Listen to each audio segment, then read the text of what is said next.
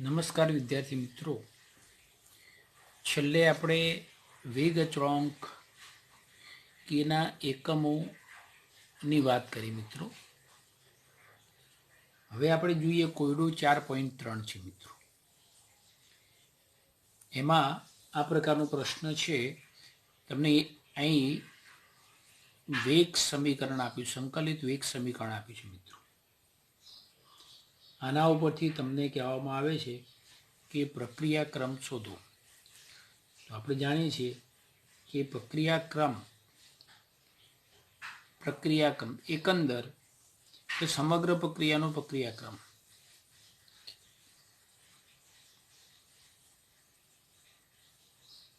બરાબર.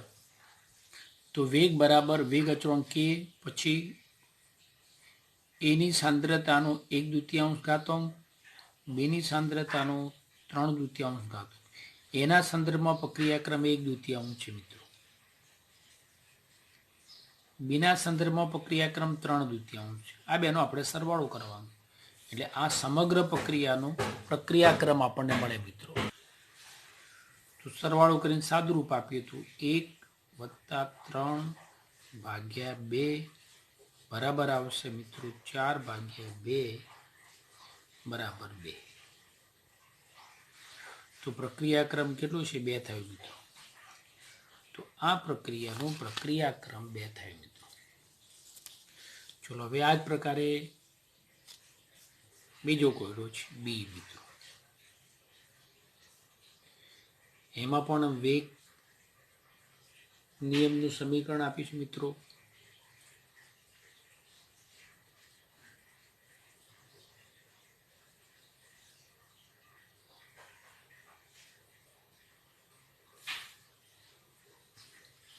ચલો હવે વેગ બરાબર કે પ્રક્રિયક એની સાંદ્રતાની 3/2 ઘાત છે અને બીની -1 ઘાત છે. તો એના સંદર્ભમાં પ્રક્રિયાક્રમ 3/2, બીના સંદર્ભમાં પ્રક્રિયાક્રમ -1 છે. તો આપણે એકંદર સમગ્ર પ્રક્રિયાનો પ્રક્રિયાક્રમ કેટલો?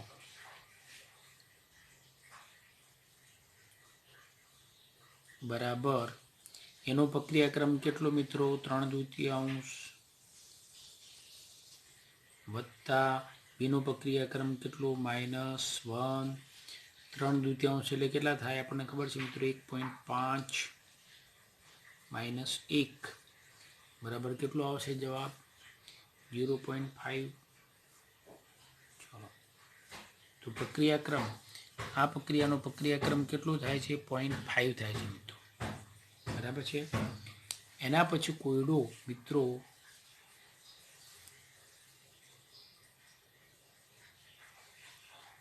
4.4 છે મિત્રો.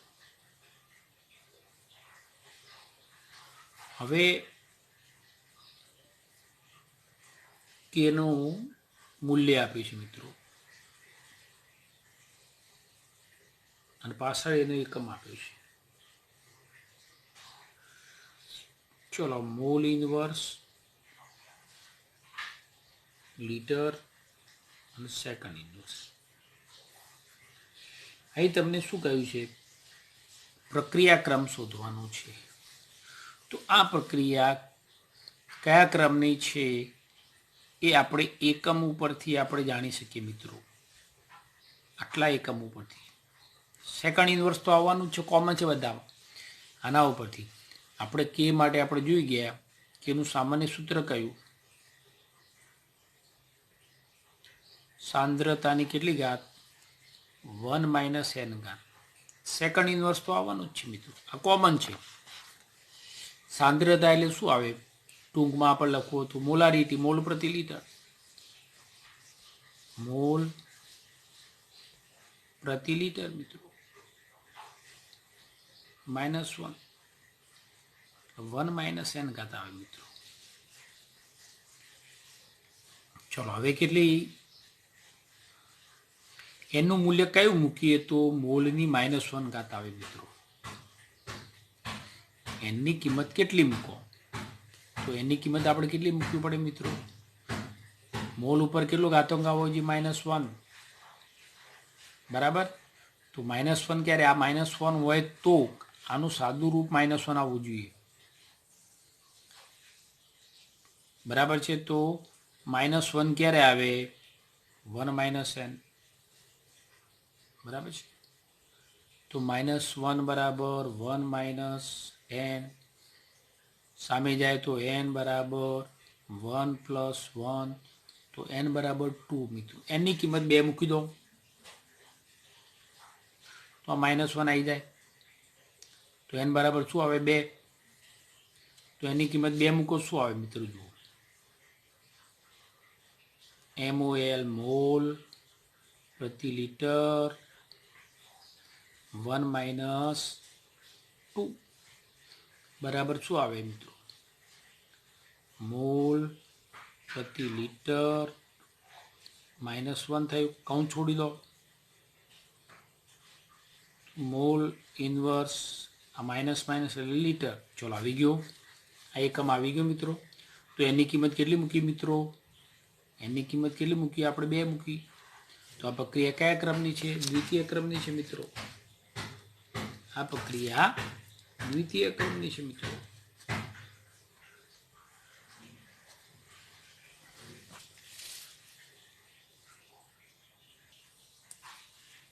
ચલો ફરી એકવાર, કેનું એકમ સેકન્ડ ઇન્વર્સ છે એના ઉપરથી નક્કી કરો. તો કે બરાબર શું આવે? સાંદ્રતાની 1 - n ઘાત, આ સૂત્ર મિત્રો ધ્યાન આપીશું, અને સેકન્ડ ઇન્વર્સ, બરાબર. ચલો આ એકલું વધે છે, આવડી જવું જોઈએ. તો શું કહે? એનું મૂલ્ય કેટલું મૂકવું પડે મિત્રો? 1 મૂકો. n બરાબર 1 મૂકી દો તો શું આવે? કે બરાબર સાંદ્રતા એટલે મોલ પ્રતિ લિટર 1 - 1 ઇન્ટુ સેકન્ડ ઇન્વર્સ. આ 0 થઈ જાય એટલે શું થાય? કે એનું એકમ શું આવે? Second inverse. તો એની કિંમત 1 મૂકી. એટલે કયા ક્રમની પ્રક્રિયા થઈ મિત્રો? પ્રથમ ક્રમની પ્રક્રિયા થઈ. તો આપણે કહી શકીએ કે પ્રક્રિયા ક્રમ કયો? બરાબર 1 આવે મિત્રો. તો આ પ્રથમ ક્રમની પ્રક્રિયા છે મિત્રો. તો પ્રક્રિયા ક્રમ તમારે આ રીતે મેળવવાના, આ સૂત્રનો ઉપયોગ કરીને, બરાબર. સાંદ્રતાની જગ્યાએ કૌંસમાં લખવાનું મોલ પ્રતિ લિટર, બરાબર છે. તો મિત્રો આ પ્રમાણે તમે, ચલો મિત્રો હવે સમજીએ પ્રાથમિક પ્રક્રિયાઓ. તો પ્રાથમિક પ્રક્રિયાઓ એટલે કઈ પ્રક્રિયાઓને પ્રાથમિક પ્રક્રિયાઓ આપણે ગણવી, બરાબર છે. તો સામાન્ય પ્રક્રિયા, એમાંથી નિપજ બી બને છે મિત્રો. આ એક જ તબક્કામાં પ્રક્રિયા પૂર્ણ થાય છે, બરાબર. તો આ પ્રાથમિક પ્રક્રિયા કહેવાય. હવે માની લો કે અહીં ધ્યાન આપીશું કે પીમાંથી ક્યુ બને છે મિત્રો, બરાબર છે. તો આ પ્રક્રિયામાં શું થાય? પહેલા પીમાંથી આર બને છે અને પછી આરમાંથી ક્યુ બને છે મિત્રો. આ પ્રમાણે જુઓ. તો આ પ્રક્રિયા શું થઈ? આ પ્રક્રિયા 2 તબક્કામાં થઈ મિત્રો. આ પ્રક્રિયા કેટલા તબક્કામાં થાય છે? 2 તબક્કામાં. પીમાંથી પહેલા આર બનશે. આર બને એટલે કયું કહેવાય? આ વચ્ચેનું એટલે મધ્યવર્તી સંયોજન કહેવાય. એટલે આ પહેલો તબક્કો. પછી આરમાંથી નિપજ પી બને, ક્યુ બને છે મિત્રો. તો આ પ્રક્રિયા 2 તબક્કામાં થાય છે, બરાબર છે. અહીં આ પ્રક્રિયા અહીં એક જ તબક્કામાં થઈ મિત્રો, જોઈ શકો છો. એટલે એક તબક્કામાં જે પ્રક્રિયાઓ એક જ તબક્કામાં પૂર્ણ થતી હોય, એટલે આપણે કહી શકીએ એક જ તબક્કામાં પૂરી થતી રાસાયણિક પ્રક્રિયાઓને પ્રાથમિક પ્રક્રિયાઓ કહેવાય મિત્રો. તો આપણે કહી શકીએ એક જ તબક્કામાં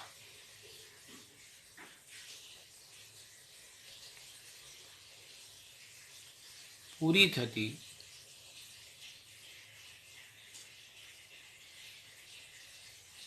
રાસાયણિક પ્રક્રિયાઓને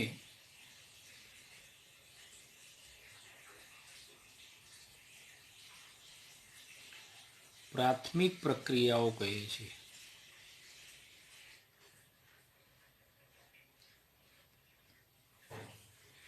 બરાબર છે. પ્રાથમિક પ્રક્રિયાઓ ઉદાહરણ આપીએ તો H2O નું તમે વિઘટન કરો તો H2 વત્તા O2 આ એક તબક્કામાં પ્રક્રિયા થાય મિત્રો. NH4 NO2 નું વિઘટન કરો તો N2 વત્તા 2H2O આ એક તબક્કામાં પ્રક્રિયા પૂરી થાય છે. તો આ એક તબક્કામાં થતી પ્રક્રિયાઓ થઈ મિત્રો. હવે જટિલ પ્રક્રિયાઓ એટલે જે પ્રક્રિયાઓમાં પ્રાથમિક પ્રક્રિયાઓની શ્રેણી રચાય. કયો શબ્દો વાપરીશું? પ્રાથમિક પ્રક્રિયાઓની શ્રેણી એટલે એક કરતો વધુ તબક્કામાં પ્રક્રિયા થાય તો પ્રાથમિક પ્રક્રિયાઓની શ્રેણી રચાય અને નિપજ મળે તો એવી પ્રક્રિયાઓને જટિલ પ્રક્રિયા કહેવાય. એટલે ટૂંકમાં એક કરતો વધુ તબક્કામાં થતી પ્રક્રિયાઓ આમાં મોટે ભાગે ઉદાહરણ તમને કાર્બનિકનું આપ્યું છે. ઇથેન એટલે C2H6 નું તમે દહન કરો મિત્રો તો એમાંથી CO2 અને H2O બને છે મિત્રો. આ પ્રક્રિયામાં આનું ઓક્સિડેશન થાય એટલે પહેલા આલ્કોહોલ બને. વધુ ઓક્સિડેશન થાય એટલે આલ્ડીહાઇડ બને. શું બને? CH3CHO બને. અને વધુ ઓક્સિડેશન થાય એટલે CH3COOH બને. અને પછી તમારે CO2 અને H2O બને. કેટલા તબક્કા થાય મિત્રો? તો આ પ્રક્રિયા કઈ કહેવાય? જટિલ પ્રક્રિયા કહેવાય. એટલે આ તબક્કા પ્રાથમિક પ્રક્રિયાઓની શ્રેણી થઈ. આ એક શ્રેણી, આ બીજી અને ત્રીજી. બરાબર. તો આ પ્રમાણે જે પ્રક્રિયાઓ એક કરતો વધુ તબક્કામાં થતી હોય એ પ્રક્રિયાઓની જટિલ પ્રક્રિયાઓ કહેવામાં આવે છે મિત્રો.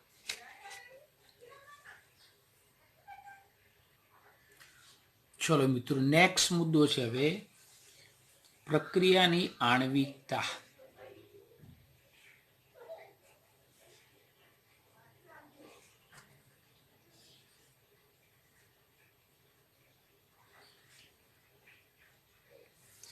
તો પ્રક્રિયાની આણ્વિકતા એ આપણે પ્રાથમિક પ્રક્રિયાઓ જે છે એના સંદર્ભમાં આપણે વાત કરીએ મિત્રો. પ્રાથમિક પ્રક્રિયાઓ એક જ તબક્કામાં થતી પ્રક્રિયાઓ મોટે ભાગે. બરાબર છે. તો કોઈ પણ પ્રક્રિયાની શરૂઆત કરી ત્યારે એ પ્રક્રિયામાં માની લો કે એથી પ્રક્રિયા શરૂ થાય તો આ પરમાણુથી પ્રક્રિયા શરૂ થઈ કહેવાય મિત્રો. પણ માની લો કે A2 થી પ્રક્રિયા શરૂ કરો તો આ અણુથી પ્રક્રિયા શરૂ થઈ કહેવાય મિત્રો. અને માની લો કે AB થી પ્રક્રિયા શરૂ થાય તો આમાં આયન છે. એટલે પ્રક્રિયાની શરૂઆતમાં કાં તો પરમાણુ હોય, અણુ કે આયનમાંથી આપણે પ્રક્રિયા શરૂ કરીએ છીએ. બરાબર છે. તો પ્રક્રિયામાં ભાગ લેતો જે સ્પીસીઝ એટલે પરમાણુ, અણુ કે આયન હોય. હવે આની સંખ્યા જે છે, માની લો કે આનો ગુણક 1 છે, આનો ગુણક 1 છે, તો પ્રક્રિયાની શરૂઆત એક અણુથી થાય. જે પ્રક્રિયાની શરૂઆત એક અણુથી થાય એ પ્રક્રિયાને આપણે એક આણ્વીય પ્રક્રિયા કહેવાય મિત્રો. એક આણ્વીય પ્રક્રિયા આ સાદી ભાષામાં સમજી લે પહેલા. બરાબર છે. પ્રક્રિયાની શરૂઆત એક અણુથી થાય. માની લો કે આ એક આણ્વીય પ્રક્રિયા છે. A2 પણ 1 છે, આગળ ગુણક 1 છે, AB પણ ગુણક 1 છે. તો આ એક અણુથી પ્રક્રિયા, ટૂંકમાં એક અણુથી એક પરમાણુ, એક અણુ કે આયનથી પ્રક્રિયા થાય એને એક આણ્વીય પ્રક્રિયા કહેવાય. ઉદાહરણ તરીકે આપણે જોઈએ મિત્રો તો એ તમને જે આપી છે NH4NO2, આનું વિઘટન થાય તો જોઈ શકીએ આનું એક જ અણુ છે, NH4NO2 નો ગુણક એક છે, એક અણુથી પ્રક્રિયા શરૂ થાય છે મિત્રો. અને શું બને છે? N2 + 2H2. હવે પ્રક્રિયા થાય ત્યારે આપણને ખબર છે એક અણુથી પ્રક્રિયા થાય ત્યારે આના અણુઓ એકબીજા સાથે સંઘાત પામે, અથડામણ પામે. કોઈ પણ પ્રક્રિયા ક્યારે થાય મિત્રો? એ પ્રક્રિયામાં ભાગ લેતા અણુ, પરમાણુ કે આયન એકબીજા સાથે અથડાય છે, સંઘાત પામે છે અને પછી નિપજ મળે છે મિત્રો. આનો અભ્યાસ પાછળથી આવશે મિત્રો કે કોઈ પણ રાસાયણિક પ્રક્રિયા સીધી થતી નથી. પ્રક્રિયા થવા માટે જરૂરી પરિસ્થિતિઓ છે. પહેલા તો પ્રક્રિયા થવા માટે પ્રક્રિયકના અણુઓ વચ્ચે અથડામણ થવી જોઈએ. અથડામણ એટલે સંઘાત, સામસામે અણુઓ અથડાવા જોઈએ. બરાબર છે? તો આ એક અણુથી પ્રક્રિયા શરૂ થઈ. મિત્રો આનું ગુણક એક છે. એક અણુથી પ્રક્રિયા શરૂ થઈ. તે એક આણ્વીય પ્રક્રિયા. ચલો, આ એક દ્વિઆણ્વીય પ્રક્રિયા.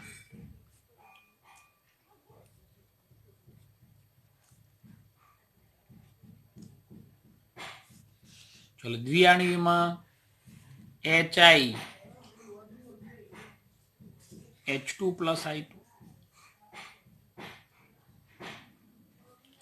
ચલો, બે અણુથી પ્રક્રિયા શરૂ થાય છે મિત્રો. જુઓ, HI ના બે અણુથી પ્રક્રિયા શરૂ થાય છે.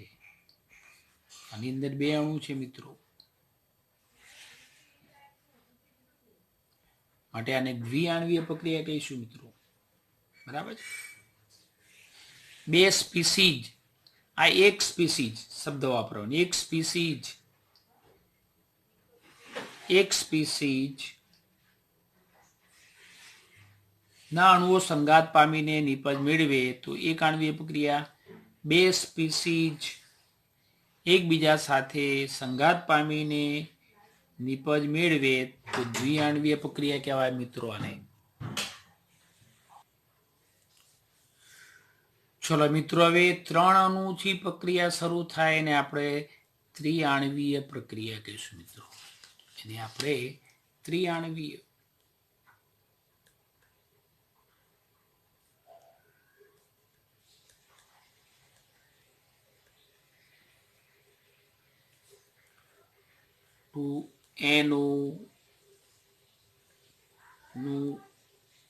NO2 સાથે પ્રક્રિયા થઈને 2NO2 બને છે મિત્રો.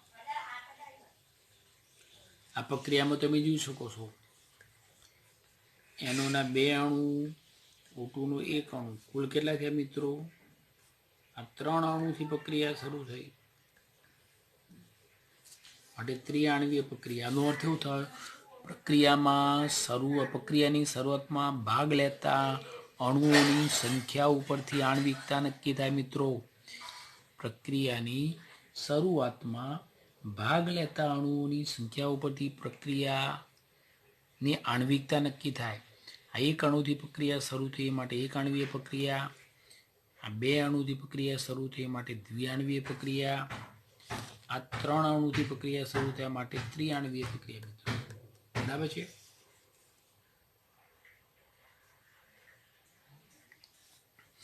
ચલો, ત્રણ અણુથી થતી પ્રક્રિયાઓ મોટે ભાગે એની પ્રક્રિયાઓની સંખ્યા ઓછી હોય છે મિત્રો. અને આવી પ્રક્રિયાઓ ધીમી પ્રક્રિયાઓ છે મિત્રો. ગતિની રીતે ધીમી પ્રક્રિયાઓ છે. અને આ રીતે વધારે અણુથી જે પ્રક્રિયાઓ થાય એના માટે આપણે શબ્દ કોમન વાપરીશું, બહુઆણ્વીય પ્રક્રિયાઓ.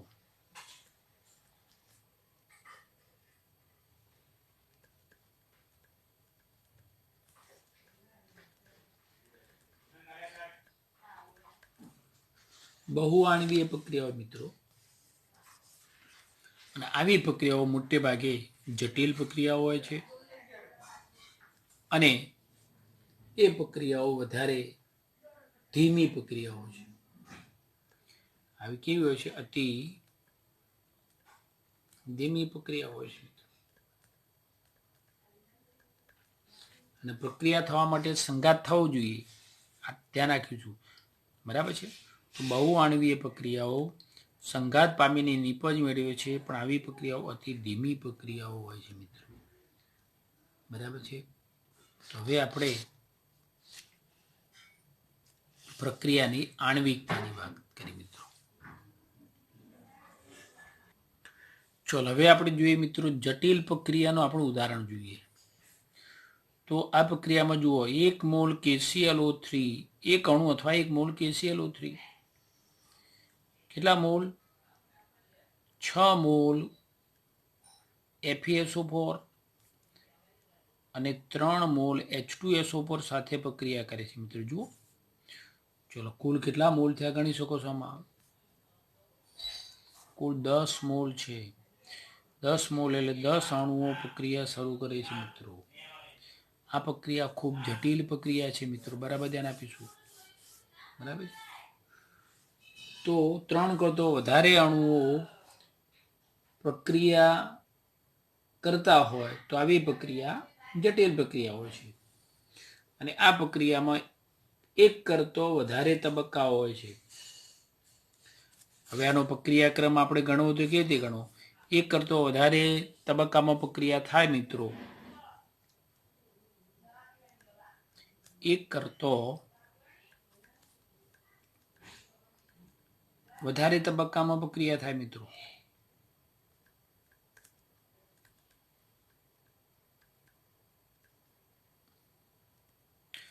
આનો આણ્વિકતા કેટલી મિત્રો? તો 10 અણુથી પ્રક્રિયા શરૂ થઈ તો આણ્વિકતા 10 છે મિત્રો. આની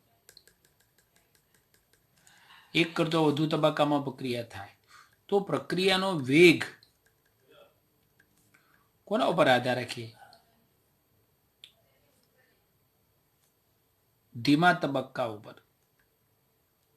ધીમા તબક્કા ધરાવતી પ્રક્રિયા ઉપર પ્રક્રિયા વેગ આધાર રાખે મિત્રો. તો પ્રક્રિયા વેગ સૌથી ધીમો તબક્કો છે એના ઉપર પ્રક્રિયા વેગ આધાર રાખે. અને પ્રક્રિયા વેગ ધીમા તબક્કા ઉપર આધાર રાખે તો પ્રક્રિયા ક્રમ કોના આધારે ગણવાનો મિત્રો? તો ધીમા તબક્કાની જે પ્રક્રિયા હોય રાસાયણિક પ્રક્રિયાનું સમીકરણ જે લખો એના આધારે પ્રક્રિયા ક્રમ તમારો નક્કી થાય. તો અહીંયા તમે જોઈ શકો છો આ પ્રક્રિયા 1 કરતો વધુ તબક્કામાં થવાની. તો આ પ્રક્રિયામાં ધીમો તબક્કો છે એ ધીમા તબક્કાનો પ્રક્રિયાક્રમ 2 છે મિત્રો. તો આ પ્રક્રિયા કયા ક્રમની ગણાય? તો આ પ્રક્રિયા દ્વિતીય ક્રમની છે મિત્રો. આ પ્રક્રિયામાં ઘણા બધા તબક્કા છે છતાં આ પ્રક્રિયામાં 10 મોલથી શરૂ થઈ છતાં આ પ્રક્રિયા દ્વિતીય ક્રમની છે. બરાબર છે. તો પ્રક્રિયા ક્રમ આ રીતે આપણે નક્કી કરીશું મિત્રો.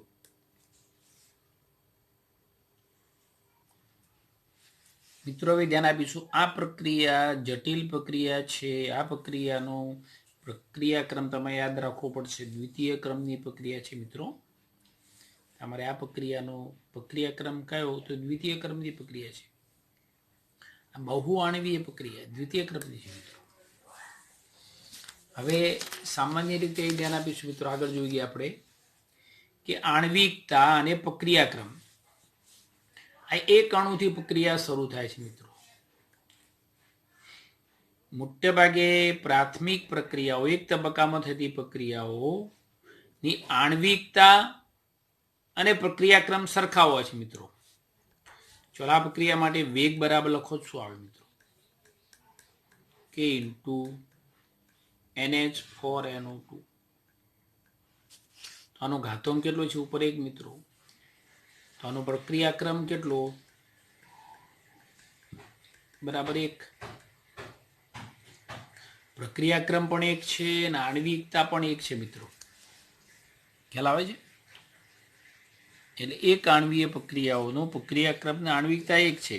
1 જ તબક્કામાં થતી પ્રક્રિયાઓ. આ બીજી પ્રક્રિયા જોઈએ તો આમાં જુઓ 2 અણુથી પ્રક્રિયા શરૂ થઈ માટે દ્વિઆણ્વીય પ્રક્રિયા. ચલો આનો પ્રક્રિયાક્રમ લખો શું આવે મિત્રો? જુઓ વેગ બરાબર K × HI² આવે મિત્રો. તો આ પ્રક્રિયા કઈ ગણાય? દ્વિઆણ્વીય પ્રક્રિયા થશે મિત્રો. આ પ્રક્રિયા કઈ છે? દ્વિઆણ્વીય પ્રક્રિયા થશે. બરાબર. તો આ ઉલટી લખો તો પણ ચાલે મિત્રો. H2 બીજી રીતે લખીએ તો મિત્રો H2 + I2 2HI બને. આનો એક અણુ, આનો પણ એક અણુથી પ્રક્રિયા શરૂ થઈ. કુલ કેટલા અણુ થયા? 2 અણુ. તો આ દ્વિઆણવીય પ્રક્રિયા થઈ મિત્રો. આના માટે વેગ સંકલિત વેગ વિકલનીય વેગ સમીકરણ લખો શું આવે? વેગ બરાબર k into h2 into i2. આનો ઘાતાંક 1, આનો ઘાતાંક 1. તો આનો પ્રક્રિયાક્રમ કેટલો મિત્રો? 1 + 1 બરાબર 2. બરાબર. તો ટૂંકમાં મોટે ભાગે એક આણવીય પ્રક્રિયાઓ અને દ્વિઆણવીય પ્રક્રિયાઓમાં આણ્વિકતા અને પ્રક્રિયાક્રમ સરખા હોય છે. આણ્વિકતા અને પ્રક્રિયાક્રમ સરખા હોય છે મિત્રો. હવે એક જટિલ પ્રક્રિયાનું આપણે ઉદાહરણ લખીએ. ચલો મિત્રો, હવે એક પ્રક્રિયા એવી લઈએ કે એક કરતા વધુ તબક્કામાં થાય છે. ચલો આપણે જાણીએ કે H2O2, આને આપણે નામ આપ્યું હાઇડ્રોજન પેરોક્સાઇડ છે મિત્રો. H2O હોય તો પાણી કહેવાય અને H2O2 એટલે હાઇડ્રોજન પેરોક્સાઇડ. પેરોક્સાઇડમાં શું હોય તમને ખબર છે મિત્રો? પેરોક્સાઇડમાં 2 ઓક્સિજન આ રીતે જોડાયેલા હોય તો આને પેરોક્સાઇડ કહેવાય. H2O2 આ પેરોક્સાઇડ જ ના છે. બરાબર. તો આનું વિઘટન કરીએ તો શું બને મિત્રો? H2O બને વત્તા O2 વાયુ છૂટો પડે. આ પ્રમાણે બને. હવે આ પ્રક્રિયા કોની હાજરીમાં કરીએ છીએ મિત્રો? આલ્કલાઇન I-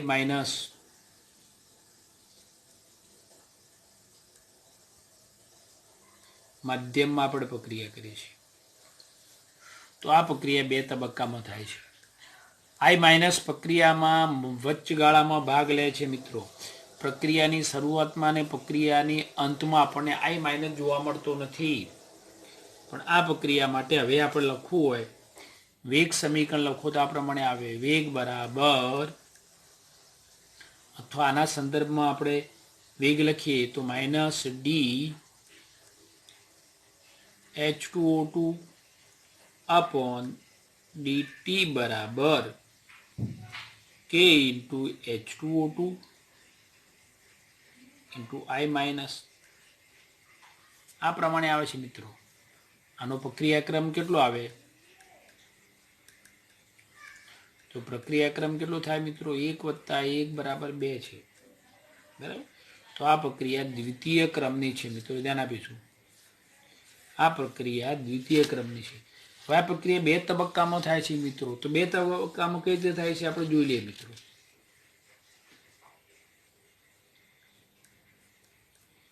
તો H2O2 ના વિઘટનની